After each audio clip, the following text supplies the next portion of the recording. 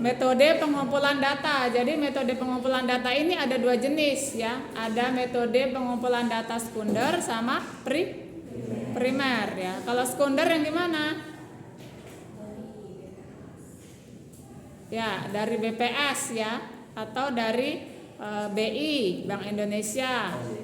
Atau kalau laporan keuangan bisa dari OJK, Otoritas Jasa Keuangan ya.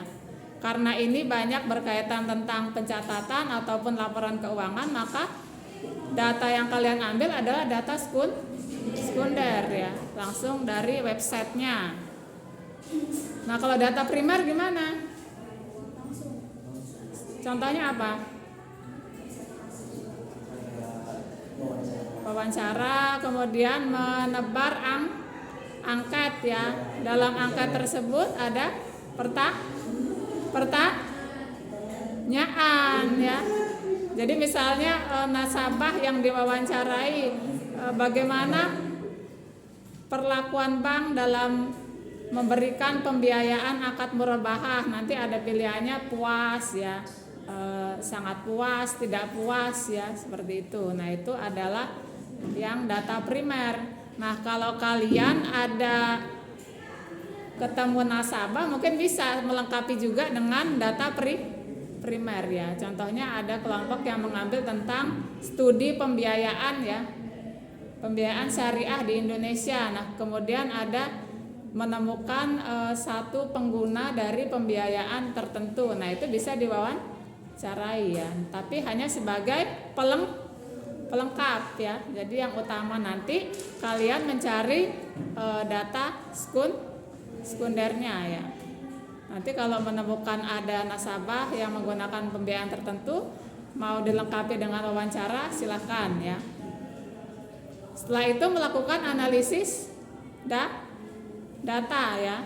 Jadi analisis data ini ada beberapa jenis. Yang pertama adalah analisis deskriptif. Deskriptif berarti secara general, misalnya melihat rata-rata pembiayaan tahun 2024 apakah lebih rendah atau lebih tinggi dari tahun sebelumnya ya. Jadi kalau deskriptif itu lebih general bentuknya. Kemudian juga ada analisis yang menggunakan